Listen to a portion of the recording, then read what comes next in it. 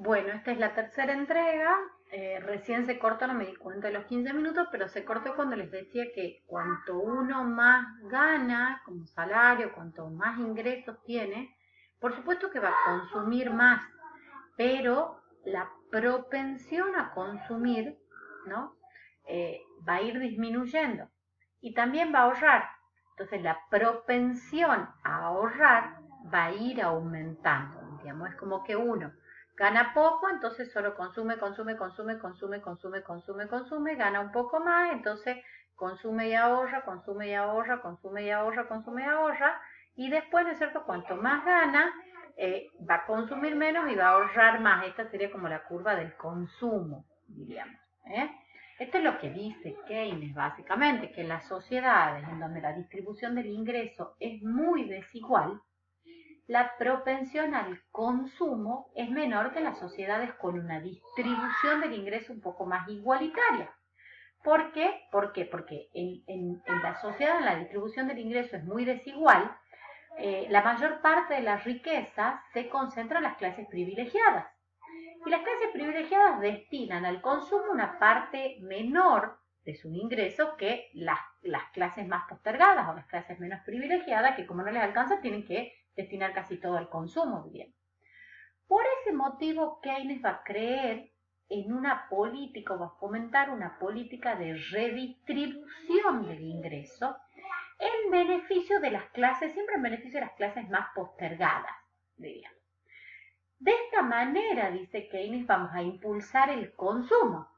Y en consecuencia, si vamos a impulsar el consumo, estamos impulsando la demanda efectiva de bienes.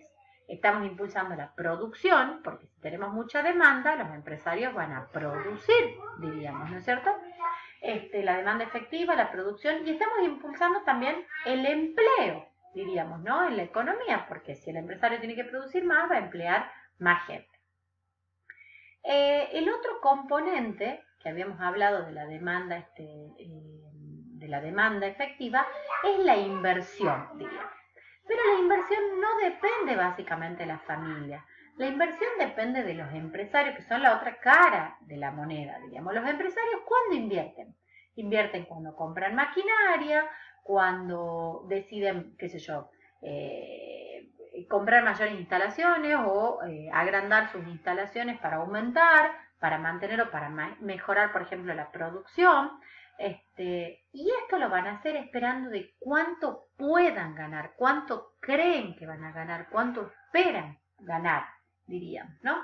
Si creen que, por ejemplo, la economía va a ir bien y sus ventas se van a incrementar, eso significa que esperan embolsarse, diríamos, unas abultadas ganancias, unas grandes sumas de dinero. Entonces sí, ahí van a aumentar su capacidad productiva, van a demandar mayores bienes de inversión, ¿no es cierto? O sea, van a invertir, diríamos, en su producción. ¿Y qué significa invertir? Contratar principalmente mayor mano de obra. Pero si los empresarios ven diríamos, un horizonte gris, ¿no?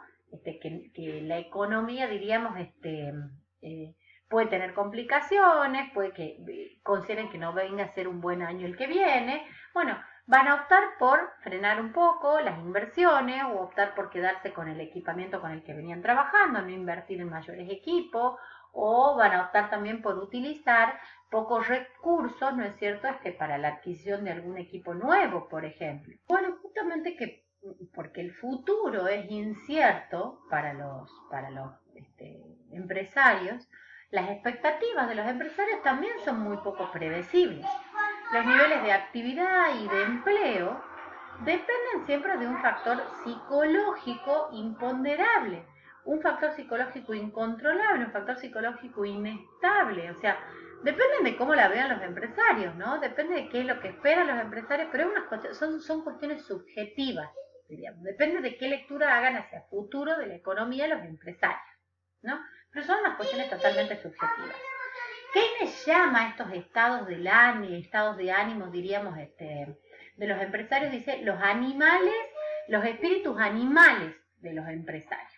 Si los empresarios tienen unas expectativas negativas sobre el futuro de la economía, la inversión va a ser muy pequeña y una parte de la oferta va a quedar siempre sin vender. Pero cuando una demanda efectiva, es decir, el mercado que quiere comprar, esa demanda efectiva se encuentra muy reducida, o sea, la gente no compra porque se encuentra reducida por la crisis, ¿qué van a hacer los empresarios? Van a producir menos de lo que podrían producir si operaran al tope, a full sus fábricas, diríamos, sus empresas. Y por más bajos que sean los salarios en una época de crisis, los empresarios no van a contratar más trabajadores porque no tienen a quién venderle su producción. ¿Para qué van a seguir produciendo más si nadie les compra? Entonces, ese desempleo va a provocar que cada vez se consuman menos productos, lo que lleva a lo que se conoce como un círculo vicioso y un estancamiento de la economía. Entonces, para Keynes, si el Estado no interviene, diríamos, apuntalando, o sea, no interviene en la demanda efectiva, o sea, no puede dejar que el mercado se regule solo, porque no se está regulando solo, diríamos. Entonces, si el Estado, para Keynes, no interviene en regular la demanda efectiva, el mercado por sí solo y espontáneamente no va a poder retornar al equilibrio y se va a profundizar, diríamos, el estancamiento.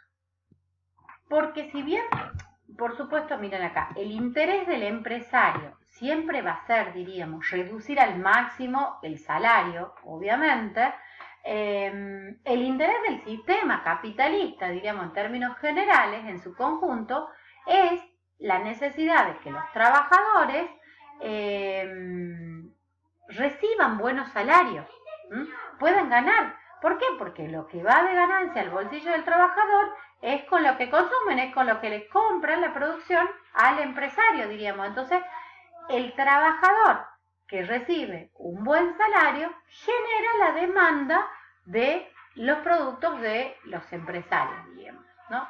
Entonces, con eso también tienen que jugar los empresarios y con eso también juega el Estado interviniendo en las políticas económicas, ¿no es cierto? La idea es que entonces el trabajador, en términos generales, en términos medios, pueda recibir un buen salario para así consumir y generar demanda.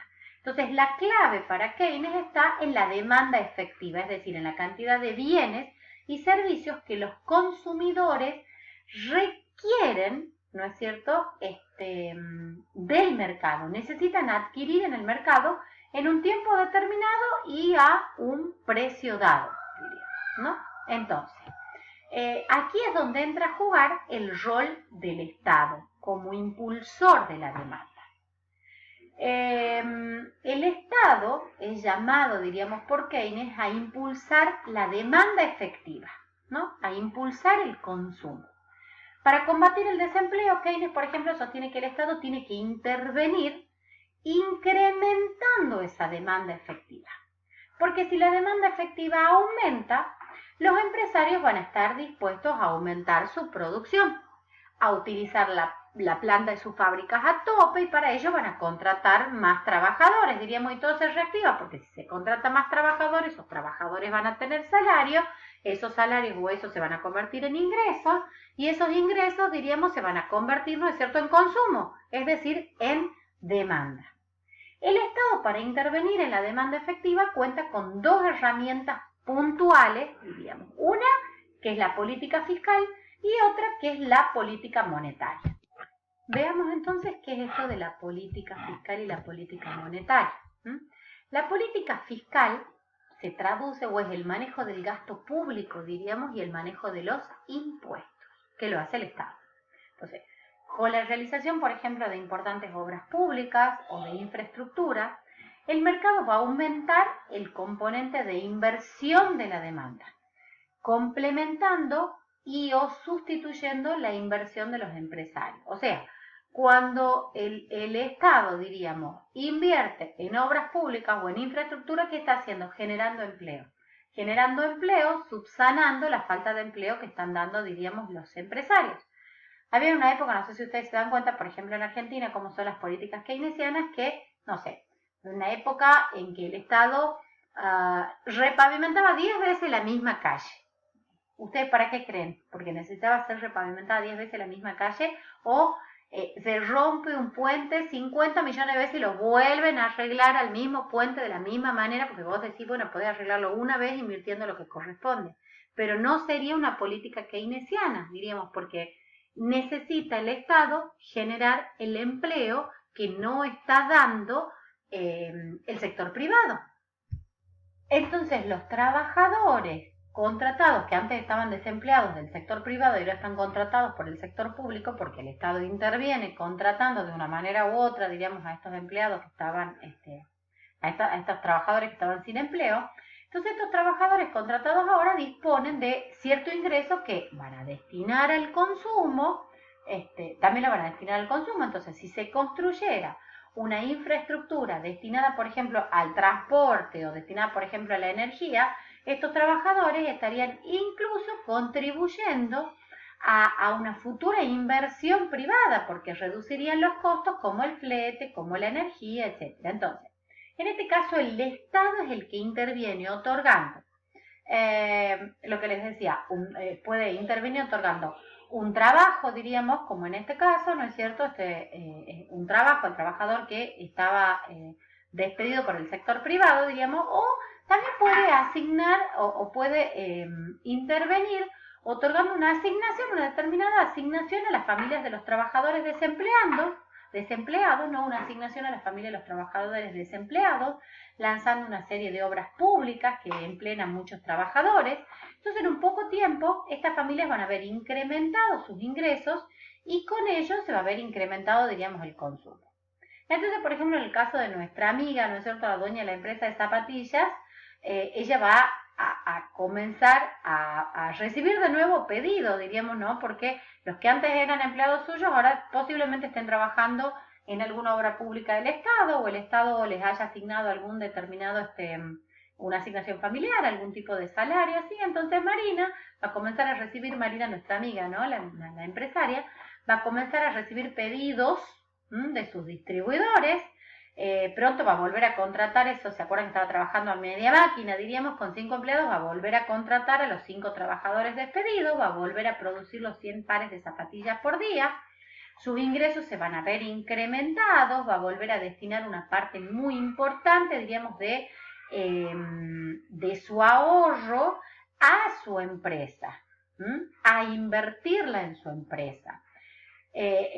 Nuestra amiga empresaria cree que la demanda va a crecer y, como viene la mano, cree que va a crecer bastante a futuro, por lo que decide básicamente destinar parte de sus ahorros también, bueno, a modernizar su planta para incrementar, por ejemplo, la producción, porque cree que va a producir más, o también puede creer, si ve que la economía no está tan equilibrada, ¿no es cierto?, no está tan equitativa, capaz que ella decida no diríamos, invertir estos ahorros de los ahorros de su ganancia en su planta, en su fábrica, sino, por ejemplo, capaz que les resulta mejor conservarlos en un banco como una inversión especulativa, por ejemplo. Pero lo importante de la política fiscal es este cuadrito que tienen acá, que dice que la diferencia entre política fiscal expansiva y restrictiva, ¿no? O sea, eso es lo que hace todo el tiempo el Estado conforme Keynes. Expansiva cuando hace a las personas pagar menos impuestos, ¿no es cierto?, lo que va a generar más gastos, más consumo, más demanda, y luego cuando ya está equilibrado, digamos, la economía en el mercado, tenemos el Estado hace al revés, tiene una política fiscal, diríamos, restrictiva, donde va a ajustar porque tiene que recaudar de nuevo, porque ¿de dónde creen ustedes, no es cierto?, que saca el Estado el dinero para pagar los salarios de estas personas que se habían quedado desempleadas del sector privado? ¿Y de dónde creen que saca el dinero para realizar las infraestructuras y pagarle a los empleados para hacer un puente, por ejemplo? Entonces, cuando se equilibra la economía, entonces el Estado tiene una política fiscal restrictiva donde ajusta con los impuestos y gasta menos en salarios, en infraestructura, etc. Y así tiene que pulular el Estado, diríamos, para equilibrar la economía, porque la economía sola por sí misma no se equilibra, conforme Keynes. Vamos a dejar acá y ahora vamos a seguir con lo que es la política monetaria en la próxima entrega.